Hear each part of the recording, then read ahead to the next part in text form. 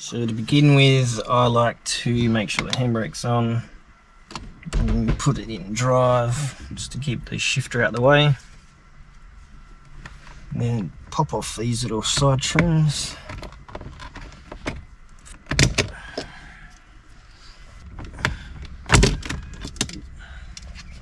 This side trim here.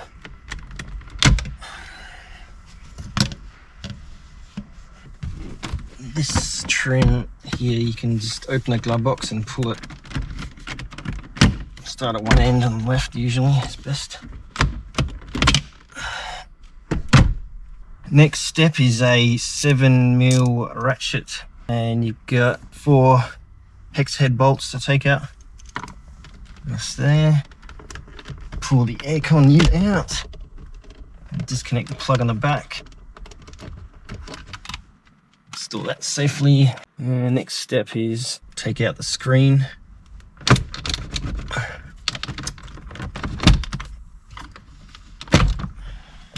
Disconnect the 3 plugs on the back of the screen. Undo these 4 hex head bolts. Then I'm going to remove the main radio unit. Disconnect all the plugs.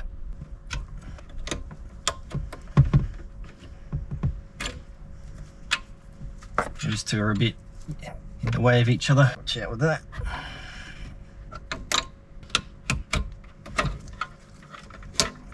Okay. That aside, we don't need that anymore. If you're not doing the heated seats modification, 3 plugs, they can be actually cable tied out the way.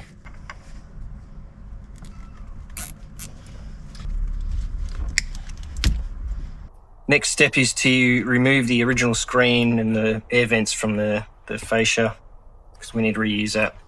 On this car, it's a chrome one.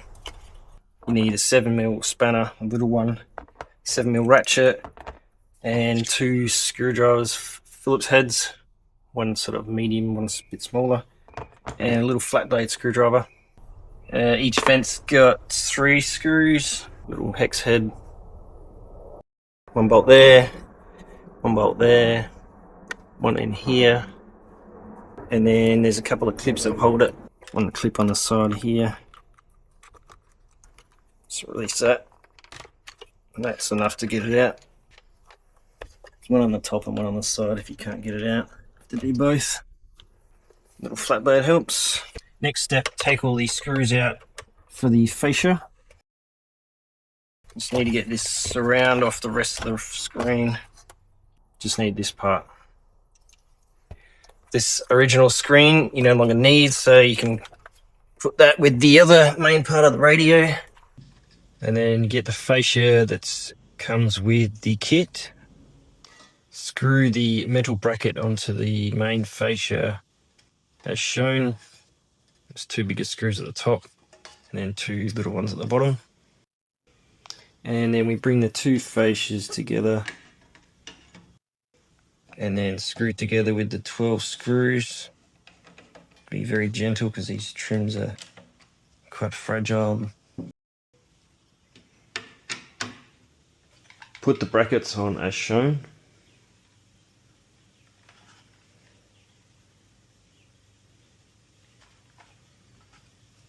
Now to fit the radio to the fascia, you can push the brackets in just a little bit, and then you just get the fascia, just lower it on. It's pretty easy to sit where you want it.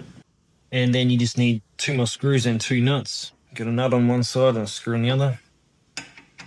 In that location there. Do it up fairly tight. Just have to fine tune it.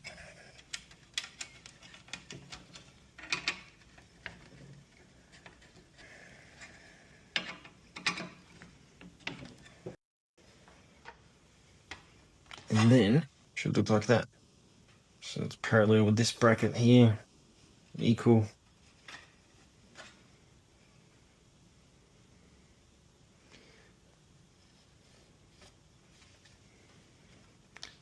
Alright.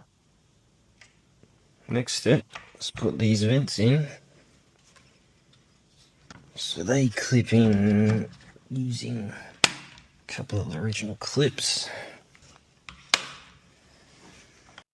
And then you put the 3 bolts back in for the air vents, each side.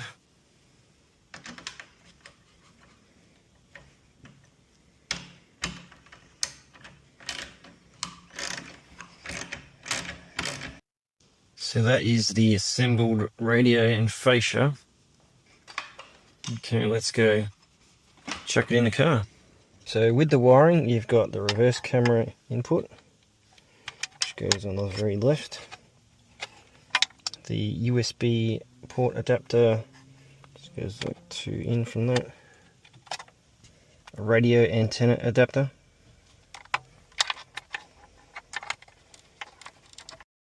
And then we've got the main loom. This doesn't get connected, neither does that.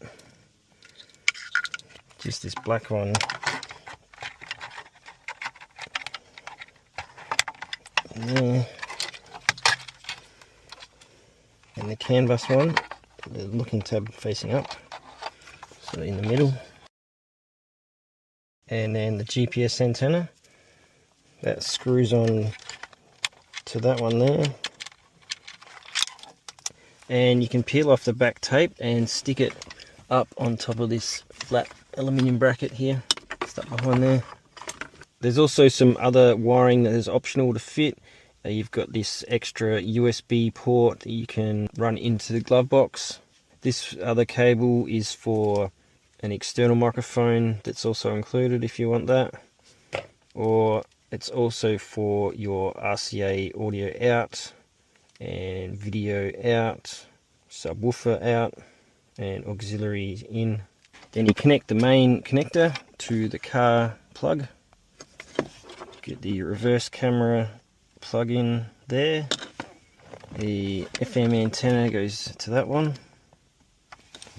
USB adapter cable goes to that one.